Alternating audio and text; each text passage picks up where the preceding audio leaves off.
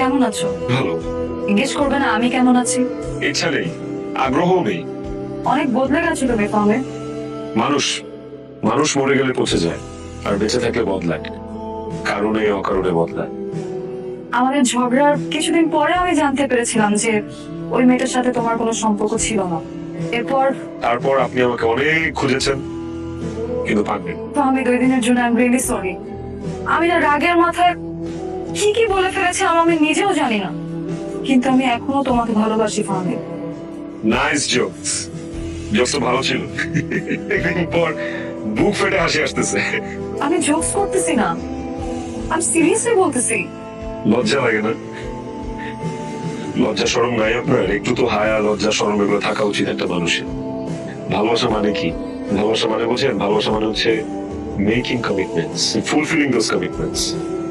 একজন আরেকজনের উপর দায়বদ্ধতা, সবসময় ভালোবাসা মানুষের ভালো চাওয়া, সুখ দুঃখ ভাগাভাগি করে নেয়।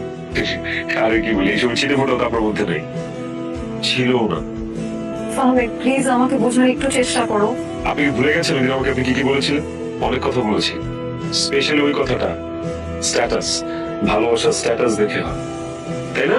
এরকমই তো একটা কথা ছিল। সরি টু সে, এখন আমার আর তোমার, আই মিন আপনার, আমার আর আপনার স্ট্যাটাস এর মাঝখানে যোজন যোজন দূরত্ব, অনেক ডিস্টেন্স। আমি আর ওই ফামিদ নাই যে ফামিদকে আপনি রাস্তায় ফেলে চলে গেছিলেন। This is a complete different man. এই ফামিদ অন্য ফামিদ।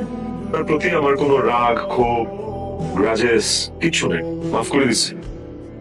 বাট একটা কথা কি জানেন, আপনি চলে যাওয়ার পর আমি আর কাউকে ভালোবাসতে পারিনি।